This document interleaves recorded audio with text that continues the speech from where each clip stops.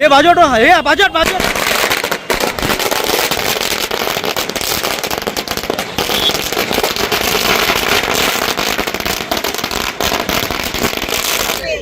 ಬಾಗಲಕೋಟದಲ್ಲಿ ಗಲಭೆ ಆಯ್ತು, ಯತ್ನಾಳಲ್ಲಿ ಹೋಗಿತ್ತು, ಪ್ರಚಾರ ಅವರು ಮಾಡಿದ್ರು, ನಮ್ಮ ಬಿಜೆಪಿ ಬರ್ತೈತಿ ಇಲ್ಲಿ. ಅವ್ರು ಹೋಗೋಣನೆ ಅಲ್ಲಿ ಕಾಂಗ್ರೆಸ್ ಬಂದೈತಿ, ಅಲ್ಲಿ ಅವ್ರು ಹೋಗ್ತಾರ ಅಲ್ಲಿ ಕಾಂಗ್ರೆಸ್ ಬರ್ತೈತಿ. ಯಾರು ಬಿಜೆಪಿ ಸೋಲ್ಸುತ್ತಿದ್ರ ಅವ್ರು ಕಳಿಸ್ರಿ, ಅಲ್ಲಿ ಕಾಂಗ್रेस बरतैती।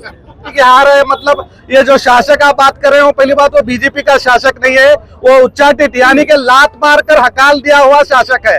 और जिसको लात मारकर हकाल दिया है उसके बारे में बात करना भी मैं समझता बेवकूफी है। स्वागत है आपका AMK न्यूज चैनल में। मैं आपके साथ मोहम्मद यासीन नईकुड़ी। बीजापुर में कांग्रेस का जश्न देखने को मिला। बागलकोट बाई इलेक्शन के नतीजे से पहले ही बीजापुर के गांधी चौक सर्कल पर कांग्रेस नेताओं और कार्यकर्ताओं ने जीत का विश्वास जताते हुए जश्न मनाया। गांधी चौक पर कांग्रेस कार्यकर्ता एकत्रित हुए और अपनी खुशी और विश्वास का इजहार किया। इस दौरान मिठाई बांटी गई और जीत को लेकर पूरा कॉन्फिडेंस नजर आया। हमें पूरा विश्वास है कि ये जीत कांग्रेस की होगी। ये जीत असल में जनता की जीत होगी जो विकास और तरक्की पर भरोसा करती है। कांग्रेस नेताओं का कहना है कि जनता का समर्थन उनके साथ है और परिणाम उनके पक्ष में आने वाले हैं। साथ ही उन्होंने विपक्ष को करारा जवाब मिलने की भी बात कही। इस बार जनता ने मन बना लिया है, रिजल्ट आते ही कांग्रेस की जीत पक्की है। आइए देखते हैं। ಇವತ್ತು ನಮ್ಮ ಬಾಗಲಕೋಟ್ ಮತ್ತು ದಾವಣಗೆರೆ ಬೈ ಎಲೆಕ್ಷನ್ ದೊಳಗೆ ನಾವು ಎರಡಕ್ಕೆರಡು ಗೆಲ್ಲಿವಿ ಒಂದರೆ ಬಾಗಲಕೋಟ್ದು ಗೆಲ್ಲಿವಿ, ಇನ್ನೊಂದು ಲೀಡ್ ಅದ ಅದನ್ನು ಗೆಲ್ತೀವಿ। ಯಾಕಂದ್ರೆ ನಮ್ಮ ಮುಖ್ಯಮಂತ್ರಿ ಸಿದ್ದರಾಮಯ್ಯ ಸಾಹೇಬರು, ಉಪಮುಖ್ಯಮಂತ್ರಿ DK ಶಿವಕುಮಾರ್ ಸಾಹೇಬರು, MB ಪಾಟೀಲ್ ಸಾಹೇಬರು ಏನಿದು 5 ಗ್ಯಾರಂಟಿ ಕೊಟ್ಟಾರೆ। ಈ ಗ್ಯಾರಂಟಿ ಸಲುವಾಗಿ ಎಲ್ಲ ಇದು ನಮ್ಮ ಕಾಂಗ್ರೆಸ್ದು ಗೆಲುವು ಜನತೆದು ಗೆಲುವದ। ಯಾಕಂದ್ರೆ ಅವ್ರಿಗೆ ನಾವು 5 ಗ್ಯಾರಂಟಿ ಕೊಟ್ಟು ಬಸ್ ಫ್ರೀ ಕೊಟ್ಟಿವಿ, ಕರೆಂಟ್ ಫ್ರೀ ಕೊಟ್ಟಿವಿ, ಎಲ್ಲ ಯೋಜನೆ ಕೊಡ್ಲಿಕ್ಕತ್ತೀವಿ, ಅಕ್ಕಿ ಕೊಡ್ಲಿಕ್ಕತ್ತೀವಿ, ಎಲ್ಲ ಮಾಡ್ಲಿಕ್ಕತ್ತೀವಿ। ಯಾಕಂದ್ರೆ 2,000 ರೂಪಾಯಿ ಕೊಡ್ಲಿಕ್ಕತ್ತೀವಿ, ಜನತೆಗೆ ಅನುಕೂಲ ಮಾಡ್ಲಿಕ್ಕತ್ತೀವಿ। BJP ಅವರಂಗ ಸುಳ್ಳು ಹೇಳಿಕತ್ತಿಲ್ಲ, ನಾವು 10,000 ಕೊಡ್ತೀನಿ ಅಂತ 1 ತಿಂಗಳು ಕೊಟ್ಟು ಸುಳ್ಳು ಹೇಳಿದ್ರು, ಕೊಟ್ಟಿಲ್ಲ। ಮತ್ 3,000 ಕೊಡ್ತೀನಿ ಅಂತಾರೆ, ಮತ್ ನೀವು ಯಾಕೆ ಕೊಡ್ತೀರ ಅಂತ ಹೇಳ್ತಿದ್ರಿ, ನೀವು ಯಾಕೆ ಕೊಡ್ಲಿಕ್ಕತ್ತೀರಿ? BJP ಅವರು ನಮ್ಮ ಕಾಂಗ್ರೆಸ್ ಪಾರ್ಟಿಗೆ ನಮ್ಮ ಜನತೆಯವ್ರದ್ದು ಎಲ್ಲ ಆಶೀರ್ವಾದ ಅದ। ಹಿಂಗೆ ಮುಂದೆ ಕರ್ನಾಟಕ ಸರ್ಕಾರದೊಳಗೆ ಕಾಂಗ್ರೆಸ್ ಬರ್ತೈತಿ। ಬಾಗಲಕೋಟದಲ್ಲಿ ಗಲಭೆ ಆಯ್ತು, ಯತ್ನಾಳಲ್ಲಿ ಹೋಗಿತ್ತು, ಪ್ರಚಾರ ಅವರು ಮಾಡಿದ್ರು, ನಮ್ಮ ಬಿಜೆಪಿ ಬರ್ತೈತಿ ಇಲ್ಲಿ. ಅವ್ರು ಹೋಗೋಣನೆ ಅಲ್ಲಿ ಕಾಂಗ್ರೆಸ್ ಬಂದೈತಿ, ಅಲ್ಲಿ ಅವ್ರು ಹೋಗ್ತಾರ ಅಲ್ಲಿ ಕಾಂಗ್ರೆಸ್ ಬರ್ತೈತಿ। ಯಾರು ಬಿಜೆಪಿ ಸೋಲ್ಸುತ್ತಿದ್ರ ಅವ್ರು ಕಳಿಸ್ರಿ, ಅಲ್ಲಿ ಕಾಂಗ್ರೆಸ್ ಬರ್ತೈತಿ। ಆದ್ರೆ ಕಾಂಗ್ರೆಸ್ ಯತ್ನಾಳಿಂದ ಬೆನಿಫಿಟ್ ಅದ, ಕಾಂಗ್ರೆಸ್ಗೆ ಯತ್ನಾಳಿಂದ ಬೆನಿಫಿಟ್ ಅದ। ಇದು ನಮ್ಮ ಕಾಂಗ್ರೆಸ್ ಪಾರ್ಟಿ ಅದ, ಇದು ಎಲ್ಲಾ ಕಾರ್ಡ್ ತಗೊಂಡು ಹೋಗುತ್ತ ಪಾರ್ಟಿ ಅದ। ಯತ್ನಾಳಿಂದ ನಮ್ ಫೈದೆ ಇಲ್ಲ, ಏನ ನಮ್ಗ ಅವ ನಮ್ಮ ಕಾಂಗ್ರೆಸ್ ಪಾರ್ಟಿಗೆ ಲೀಡರ್ ಇಲ್ಲ। ಅವ್ರ ಪಾರ್ಟಿ ಅವ್ರ ಪಾರ್ಟಿಲಿಂದ ಹೊರಗೆ ಹಾಕ್ಯಾರ, ಅವ್ರಿಗೆ ಸುಮ್ಮನೆ ಬಿಜೆಪಿ ಪ್ರಚಾರ ಮಾಡ್ತಾರ। ಯಾರ್ಯಾರ ಪಾರ್ಟಿಲಿಂದ ಹೊರಗೆ ಹಾಕಿದವ್ರಿಗೆ ಪ್ರಚಾರ ಮಾಡ್ಲಾಕ ಕರೀತಾರೇನ? ಪಾರ್ಟಿಯಾಗಿದ್ರೆ ಪಾರ್ಟಿದ್ ಮಾತಾಡ್ಬೇಕು, ಪಾರ್ಟಿಯಾಗೆ ಇಲ್ಲ, ಅವ್ರು ನುಗ್ಸಾರ ಹೊರಗೆ ಹೋದ್ಯ ಮತ್ತೆ ಬಿಜೆಪಿದೇನು ಮಾತಾಡ್ತಾರ ಅವ್ರಿಗೆ ಹಕ್ಕದ ಬಿಜೆಪಿ ಮಾತಾಡೋದು। ಮುಂಜಾನೆ ಎತ್ ಕೂಳೆ ಯಡಿಯೂರಪ್ಪಗ ಅವ್ರ ಮಗ ಬೈತಾರ ಅಧ್ಯಕ್ಷಗೆ, ಮತ್ತ ನಾ ಬಿಜೆಪಿ ಇವ್ರು ಇದ್ರೆ ಹೊರಗೆ ಆಗಿ ಹೋಗ್ತಾರೆ। ನಮ್ಮ ಕಾಂಗ್ರೆಸ್ ಪಾರ್ಟಿ ಅದ, ನಮ್ಮ ಜನತದ ಆಶೀರ್ವಾದದಿಂದ ನಾವು ಹೊರಸ್ ಬಂದೀವಿ। ಪ್ರಚಾರ ಮಾಡಿ ನಾವು ಇಷ್ಟು ಮತ ಬರ್ತೀವಿ, ಈಗ ಬಿದ್ರೇನಿಲ್ಲ, ಅವ್ರು बीजेपी तगोंड बितार। आज की जीत आम आदमी की जीत है, कांग्रेस के किए गए वादों की जीत है, कांग्रेस के किए गए काम की जीत है, कांग्रेस ने जो विकास किया था उसकी जीत है, कांग्रेस ने जो 5 गारंटी को लागू किया था उसकी जीत है। आज हमारी जनता ने ये साबित कर दिया कि जो व्यक्ति काम करता है जनता उसी को वोट देती है। तो ये आज हमारे जनता की जीत है। आपने देखा होगा पिछले बाई इलेक्शन में भी 3 बाई इलेक्शन हुए, उसमें भी हमारी कांग्रेस पूरी लीड के साथ जीत हासिल कर चुकी है और इस बार भी हम बहुत ही अंतर से जीत हासिल बागलकोट में कर चुके हैं। अब दावणगिरी में भी बहुत जल्दी रिजल्ट आने वाला है, उसकी भी जीत होगी। तो ये जीत आम जनता की जीत है मैं समझता हूं। और आप तमाम को कहूंगा कि जो विकास के राह पर चलता है जनता उसी को चुनती है। आप देख रहे हैं जिस तरह बीजेपी यहां से खात्मा होने की चांसेस बरकरार दिखाई दे रहे हैं। 2028 में मैं कहूंगा कि पूरी तरह से बीजेपी का खात्मा होगा।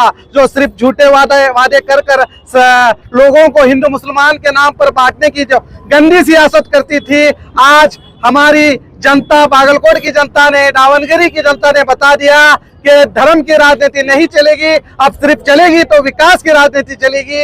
इसलिए हम खास आज के मौके पर जनता का शुक्र अदा करते हैं। ये जीत सिर्फ कांग्रेस की नहीं, ये हम सभी कर्नाटक वालों की जीत है और ये जीत सिद्धरामैया जी की जीत है, डीके शिव कुमार जी की जीत है, हमारे जमीर अहमद साहब की जीत है, तमाम कांग्रेस के लीडर एमबी पाटिल जी की जीत है, हम सब की जीत है। आज इसी जीत के लिए हम बीजापुर के गांधी चौक सर्कल में पहुंचकर हम खुशी मना रहे हैं। सर बीजेपी की हार है बता रहे हैं, लेकिन बीजेपी की तरफ से बीजापुर का शासक ने वहां पर जाकर प्रचार किया था, उस पर आप क्या कहेंगे? भी आप सीधा देखिए, बीजेपी की हार है मतलब ये जो शासक आप बात कर रहे हो, पहली बात वो बीजेपी का शासक नहीं है, वो उच्चाटित यानी कि लात मारकर हकाल दिया हुआ शासक है।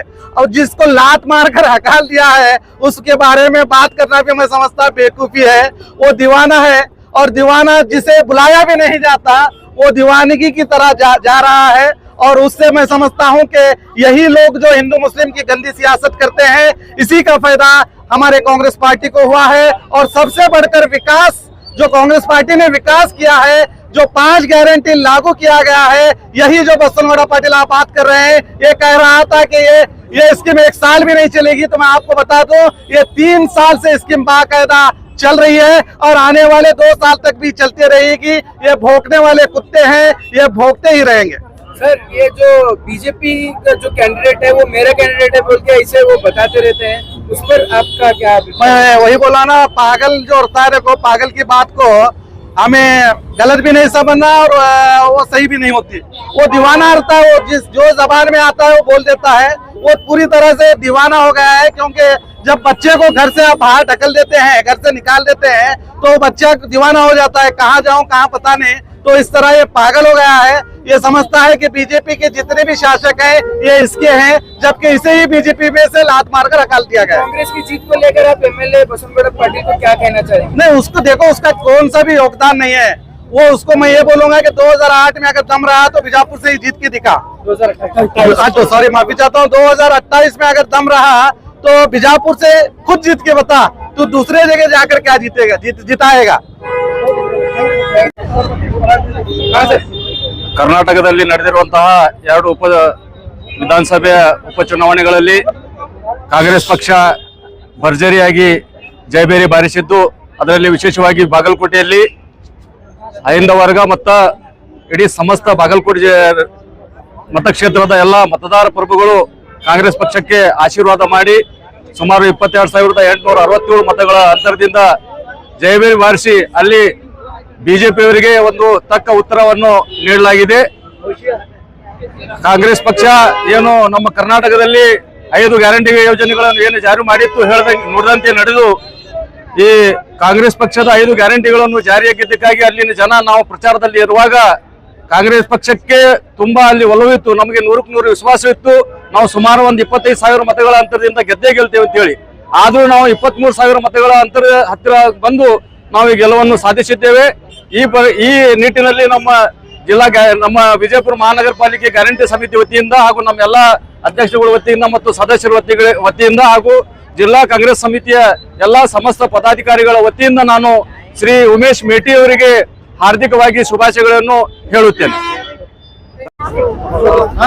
ಇವತ್ತು ದಾವಣಗೆರೆ ಹಾಗೂ ಏನು ಬಾಗಲಕೋಟೆ ಜಿಲ್ಲೆ 2 ವಿಧಾನಸಭಾ ಕ್ಷೇತ್ರಗಳಲ್ಲಿ ಕಾಂಗ್ರೆಸ್ ಪಕ್ಷ ಗೆಲುವು ಸಾಧಿಸಿದೆ। ಇದೇನಪ್ಪ ಅಂತಂದ್ರೆ ಇದು ಜನಸಾಮಾನ್ಯರ ಗೆಲುವು।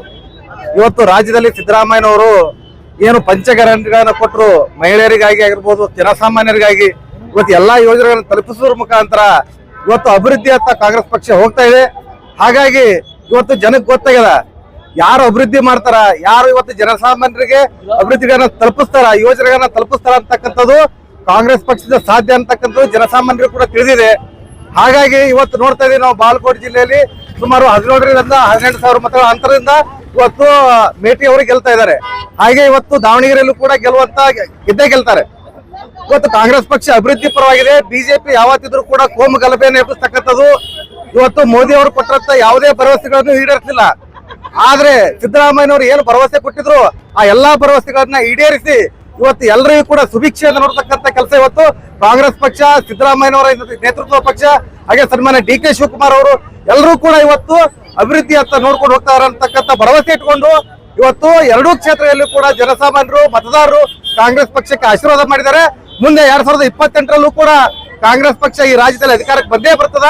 ಹಾಗಾಗಿ ಈ ಸಂದರ್ಭದಲ್ಲಿ ಏನು ಬಾಗಲಕೋಟ್ ಹಾಗೂ ದಾವಣಗೆರೆಯ ಏನು ಗೆದ್ದಿರ್ತಕ್ಕಂಥ ಅಭ್ಯರ್ಥಿಗಳಿಗೆ ಶುಭಾಶಯಗಳನ್ನು ತಿಳಿಸ್ತಾ, ಹಾಗೆ ಈ ಗೆಲುವಿನಲ್ಲಿ ಪಾತ್ರರಾಗಿರ್ತಕ್ಕಂಥ ನಮ್ಮ ಜಿಲ್ಲೆ ಉಸ್ತುವಾರಿ ಸಚಿವರಾಗಿರ್ತಕ್ಕಂಥ ಸನ್ಮಾನ್ಯ ಎಂ ಬಿ ಪಾಟೀಲ್ ಸಾಹೇಬರಿಗೂ, ಹಾಗೆ ಶಿವಾನಂದ ಪಾಟೀಲ್ ಸಾಹೇಬರು, ಅದೇ ರೀತಿಯಾಗಿ ಬಾಗಲಕೋಟೆ ಜಿಲ್ಲೆಯ ಉಸ್ತುವಾರಿ ಸಚಿವರಾಗಿರ್ತಕ್ಕಂಥ ಸನ್ಮಾನ್ಯ ಆರ್ ಬಿ ತಿಮ್ಮಾಪುರ ಸಾಹೇಬರಿಗೂ ಕೂಡ ಈ ಮೂಲಕ ಅನಂತ ಕೋಟಿ ಅಭಿನಂದನೆ ಸಲ್ಲಿಸಿ ನನ್ನ ಮಾತುಗಳನ್ನು ಮುಗಿಸ್ತಾ ಇದ್ದೇನೆ.